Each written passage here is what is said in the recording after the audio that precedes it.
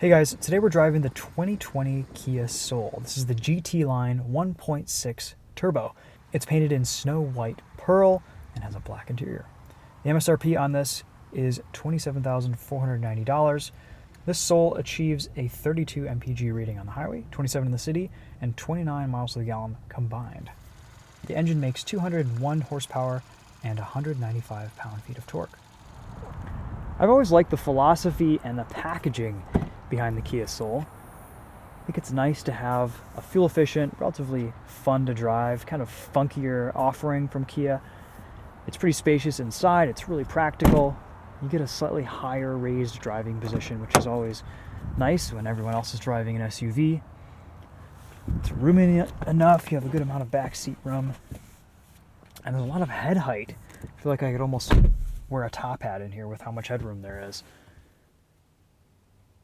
This GT line has a slightly nicer interior too. You get a lot of red stitching and accents on the doors. Some exterior red accents as well. And of course this different grille. It still 100% looks like a Stormtrooper, especially in white. I love how Kia keeps giving us white press cars. D-shaped steering wheel with red stitching. You get a little sole on the seats here. Very comfortable seats too, by the way.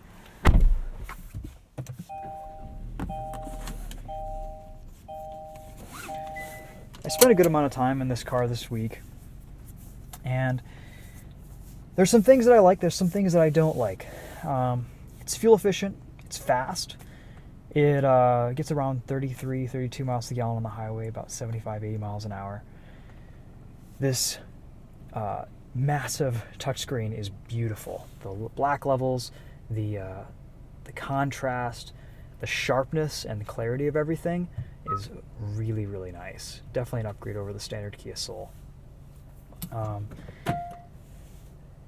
You get a little reverse camera. You can kind of adjust the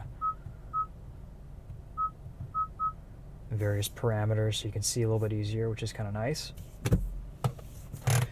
Mechanical handbrake, which I still appreciate.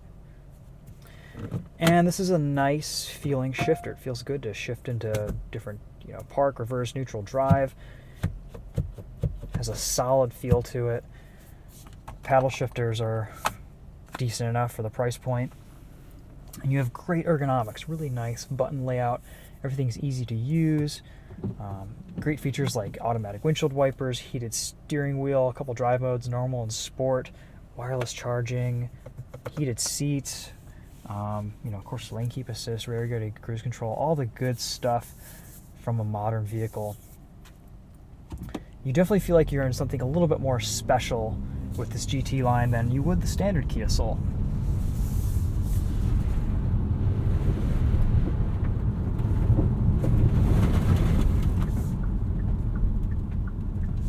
Let's talk about this powertrain. So the 7-speed DCT and the 1.6 turbo.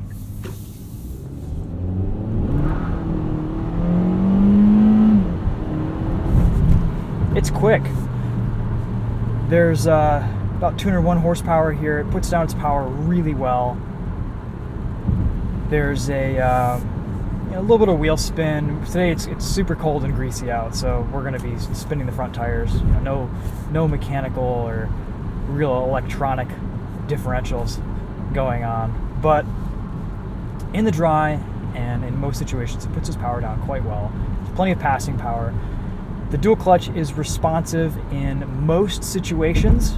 Like it's really quick to downshift. You're using the paddles. It'll upshift really quickly, and it's nice that you can kind of use these pedals while you're in drive quickly and easily if you need to drop a few gears and pass someone. In normal drive mode, though, sometimes you can have a few jerky starts.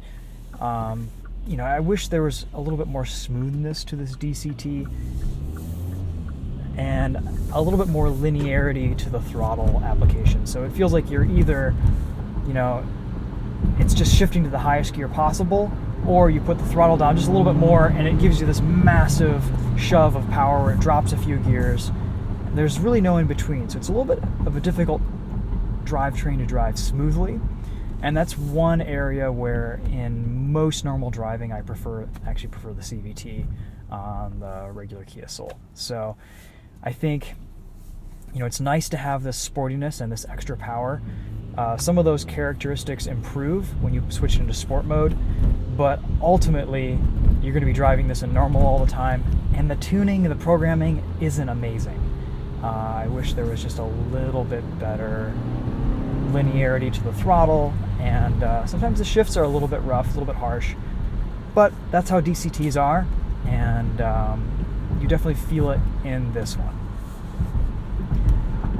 This 1.6 turbo is a nice engine. It's pretty quiet, works well in the background, it pulls nicely. Again though, for what you're paying extra on this, about $27,000 MSRP, there are slightly sportier and better driving options from Kia Hyundai. I know Kia isn't going to like me saying, putting Hyundai in the same breath, but the Elantra GT Sport, the Elantra Sport, the dual clutch tuning in those is, I think, a little bit better, and those also offer manual transmission options. I'm not quite sure you're getting more fun here from the driving experience with this engine transmission combo. The speed is great, but you don't use it a whole lot, and I personally would prefer the extra smoothness from the CVT, which the iCVT in this is fantastic. It's really, really good. I did a review on a Kia Soul last year that goes over that. But it's a really, really good transmission. It's very smooth, it puts its power down well. So you kind of have to weigh some options and figure out what you're looking for and what your needs are. As far as handling, this has a good amount of grip, a good amount of handling. It has nice character. It's relatively neutral, a little bit of safe understeer around corners. The ride is on the stiffer side. Kia Souls have always been a little bit more stiffly sprung, and that's still the case here. Though it's not punishing. I don't think it's overly firm, or you're not going to be crashing over bumps on the highway in the right lane where all the semi-trucks have been. But at the same time, I would like to see a slightly softer ride from this Kia Soul in its base model form and in the GT line.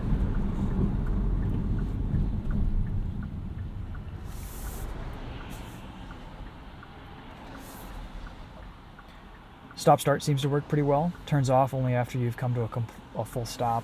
That's easy to turn on and off down here.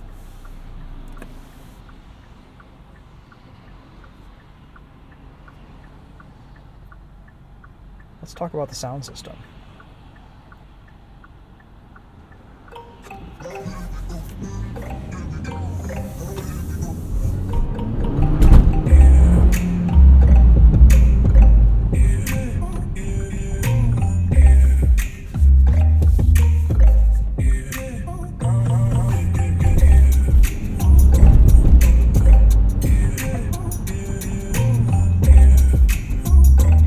It's a really powerful, bass-heavy sound unit.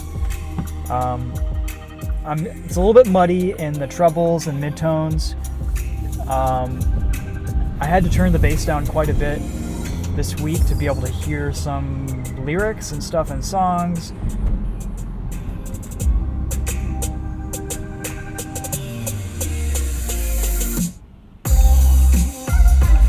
It definitely bumps in this car. And if you're into that type of thing, this will deliver the bass, so to speak.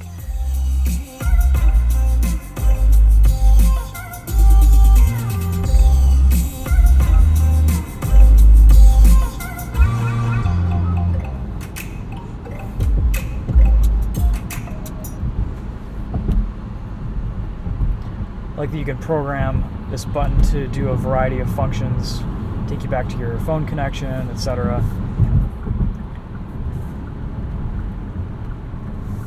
I have noticed a little bit of bugginess this week from using Apple CarPlay changing songs and selecting different music. If I change the tracks on the steering wheel, it'll keep going to the same track over and over again, and it won't shuffle or go to the next track. I have to touch the touch screen to select my next track, and then it'll do what I want it to.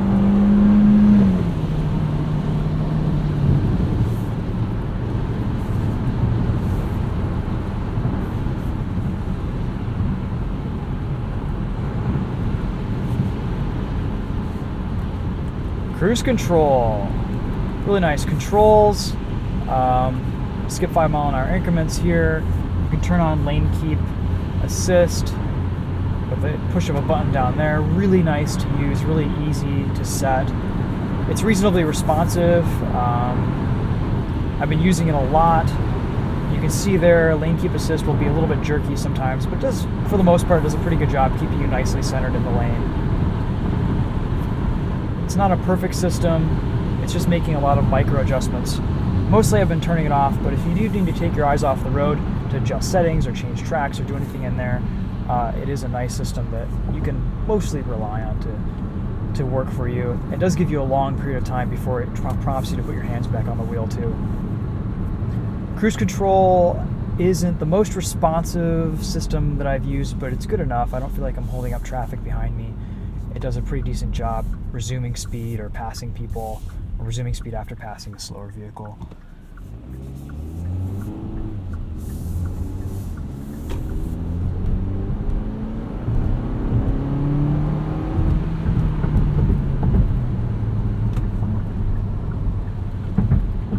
I love the visibility in this Kia Soul. You have a great driving position. Really nice visibility out of the back window as well.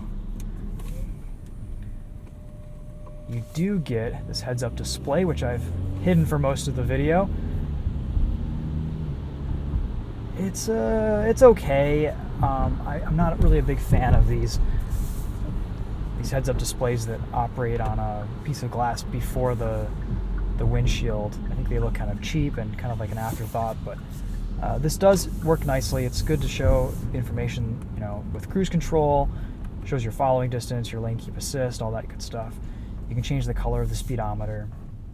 One thing that I've noticed though all week is that the height of the text keeps randomly changing without me making any changes in the system. So I'll have to go in and adjust the display height again. And I don't know if that's just the mechanics of the glass changing and shifting as it's turning on and off and not resuming to where it was.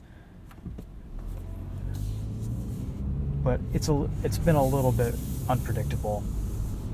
Luckily, that's an easy change to make. And if you don't want the heads-up display at all, you just press that button and it goes away.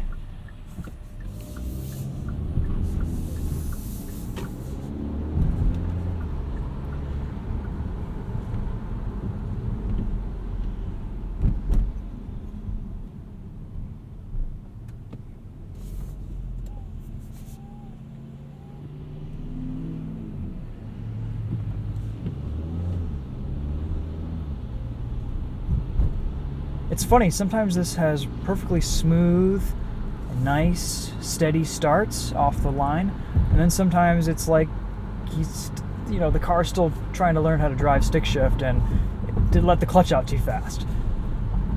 It's a little bit unpredictable and inconsistent.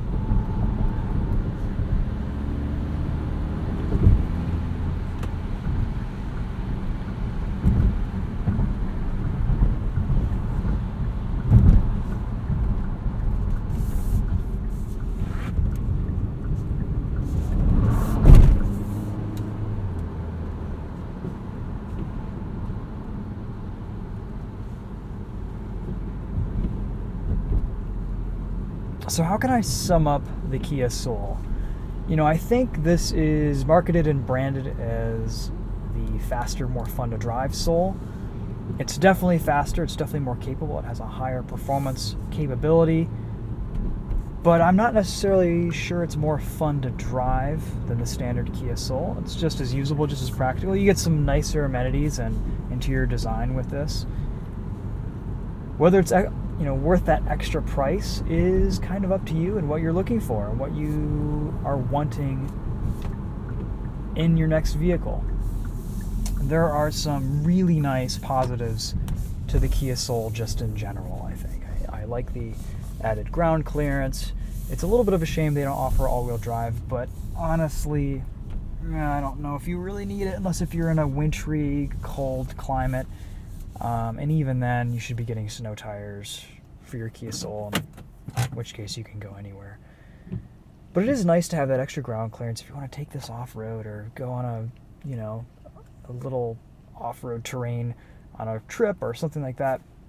This can do it. This can handle most cases. It looks good. It's stylish.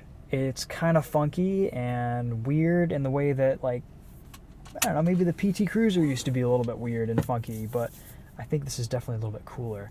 People love their Kia Souls. It's a popular vehicle. It's got kind of a miniature cult following and enthusiast base. I'm not really sure that this is the one to have, but it's definitely a quick to drive, more capable variant. So I think that's kind of summing up my thoughts. It's pretty obvious what this does on paper over the standard Kia Soul. Does that translate to a more fun driving experience? In some ways, yes, and in other ways, no, just because, well, the transmission's a little bit jerky and rough. So, and Kia struggled with that with their DCTs for a while. So that's not really anything new, but if that's something you can put up with, it's not horrible. Then this may not be a bad car for you. It's a good alternative to, a GTI or something. It's not quite as